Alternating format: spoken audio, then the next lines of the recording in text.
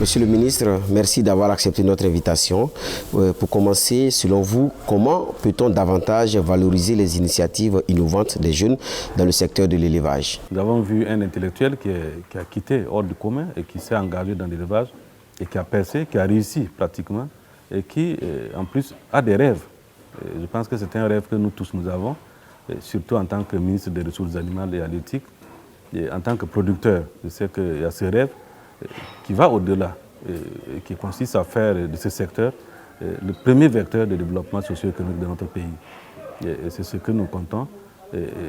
C'est pour ça que je dis que nous avons vu les innovations telles que c'est parti. Et nous savons que nous vivons des réalités, des problèmes que peut-être nous allons évoquer tantôt, mais que nous allons juguler à travers un certain accompagnement à ces jeunes-là, à ces producteurs très jeunes, à ces productrices jeunes, afin qu'effectivement nous puissions réaliser notre rêve commun qui n'est pas impossible. Quelles sont les actions concrètes de votre département ministériel qui aujourd'hui peuvent nous montrer que nous sommes sur la bonne voie quant à la réalisation de ce rêve-là? Et parler à cette situation d'un côté sanitaire.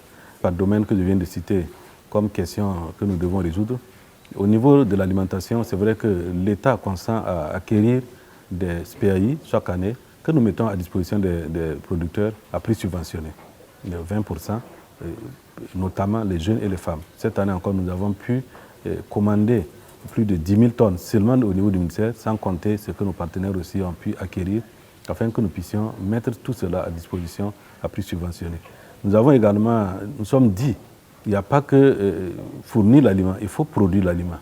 Donc nous avons aussi commandé des équipements de production à moindre échelle que nous avons mis à disposition des régions, 6 régions en partant, plus une région assez capitale, le Sahel, qui nous avons aussi en tout cas promis l'installation, et nous avons lancé le marché, d'une unité de fabrique d'aliments bétail afin qu'on puisse couvrir la bande sahélienne en termes d'aliments. Ça, c'est l'alimentation, ce que nous faisons concrètement sans compter les broyeurs et les motoculteurs que nous commandons et que nous rétrocédons aux producteurs à prix subventionné toujours, afin qu'ils puissent, comme je l'ai dit tantôt, améliorer la production fourragère et aussi se lancer dans la récolte et la conservation du fourrage naturel. Parce que vraiment sans alimentation, nous ne pourrons pas développer notre secteur. En plus, nous avons lancé cette année une vaste campagne de forage que nous avons, en tout cas nous sommes en train de suivre. D'ici là, nous allons encore continuer pour effectivement me rassurer et m'assurer que le travail continue très bien comme nous l'avons entendu, parce que nous avons lancé ce programme de réalisation d'infrastructures hydrauliques, les forages, les boulis, les mares, etc., qui sont en chemin actuellement pour qu'effectivement nos animaux puissent vivre, puissent avoir suffisamment d'eau. Nous avons également, en termes de santé animale, nous lançons chaque année la campagne de vaccination contre certaines maladies qui reviennent, des maladies récurrentes, afin de permettre que ces animaux soient effectivement en bonne santé. Et nous avons pu, à travers nos projets cette année, en tout cas nous avons eu le financement à hauteur de près de 2 milliards pour la mise en place de ce que nous appelons la CAMVET. Ça veut dire que la CAMER des animaux, c'est la centrale d'achat des médicaments vétérinaires, afin que nous puissions disposer de ces produits à temps. Dès qu'il y a quand même une situation assez grave, que nous puissions effectivement parer à cette situation-là, côté sanitaire. Le Burkina Faso compte plus de 8 millions de têtes de bovins, dépense également plusieurs milliards chaque année dans l'importation du lait. Qu'est-ce qui ne marche pas, monsieur le ministre? Nous avons fait un constat depuis que nous sommes à ces commandes. Il y a qu'effectivement, il y a une certaine faiblesse de la production et de la productivité de nos animaux dans le domaine du lait principalement. Et il faut maintenant, comme nous l'avons inscrit dans notre programme présidentiel, il faut que nous puissions effectivement assurer une certaine augmentation et une intensification de cette productivité, de cette production laitière. Et comment il faut procéder? Il faut d'abord que nous puissions résoudre les questions fondamentales qui sont d'abord l'alimentation. Il faut que nos animaux puissent être bien alimentés. Et dans ce cadre, nous avons en tout cas une certaine politique de valorisation des fourrages naturels. C'est-à-dire que le choix des fourrages, le stockage de ces fourrages et aussi faire la promotion de la culture fourragère. Ça, c'est absolument nécessaire que nous puissions inculquer dans l'esprit de nos producteurs cet esprit-là. Et maintenant viendra la suite qui est de mettre à disposition aux producteurs les SPAI et les sous-produits agro-industriels qui ne sont que des compléments alimentaires pour nos animaux. Donc ça, c'est du côté alimentation. L'autre question fondamentale que nous devons de résoudre, c'est la question de santé animale. Il faut que nous puissions avoir des animaux en bonne santé. Et un animal qui n'est pas en santé ne peut pas produire comme on le veut, ne peut même pas produire à forte raison, produire assez nombreux. Donc nous avons déjà cette question. Nous avons l'autre question qui concerne la transformation. Et ça veut dire que nous devions pouvoir, dans la filière laitière, tout comme dans les autres filières, assurer une continuité sur toutes les chaînes, depuis la production jusqu'à la commercialisation, en passant par la transformation.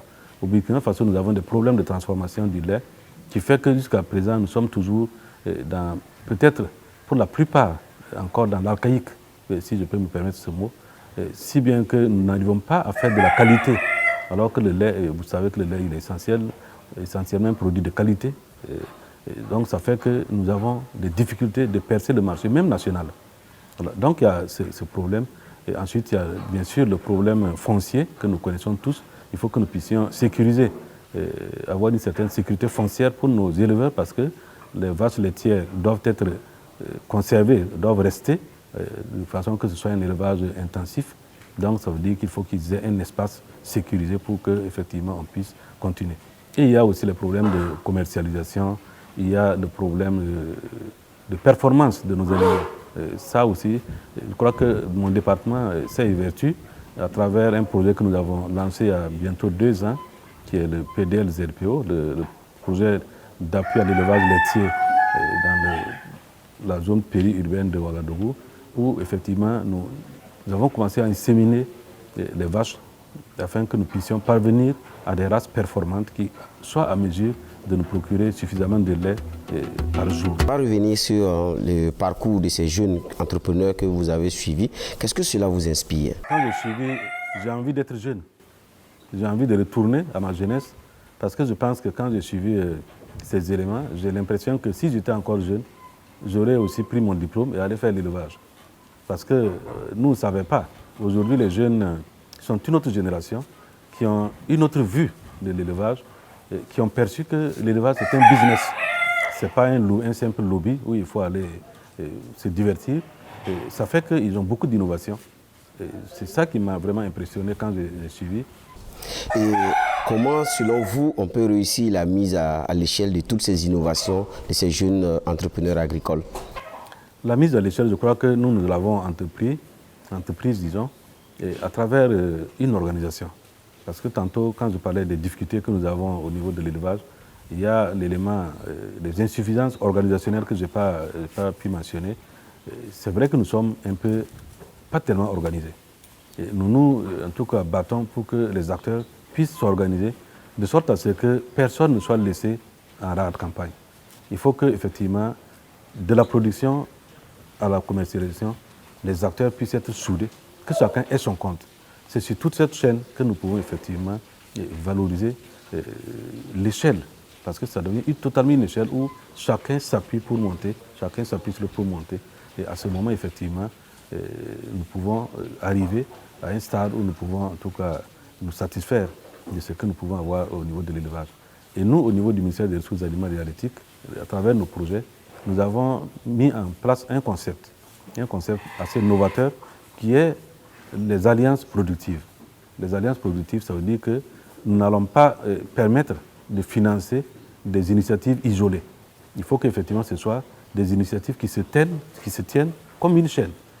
Ceux qui produisent savent qu'ils ont des intrants à prendre, donc on aura des producteurs d'intrants, plus des producteurs d'animaux, on aura des transformateurs qui vont prendre la production, et puis des commerçants qui vont essayer de prendre. Et le ministère vient pour former, encadrer toutes ces activités-là. Mais il faut qu'effectivement ce soit une échelle totalement assez huilée, de sorte à ce que toutes les chaînes, nous puissions les exploiter en termes pour améliorer la valeur ajoutée de l'élevage.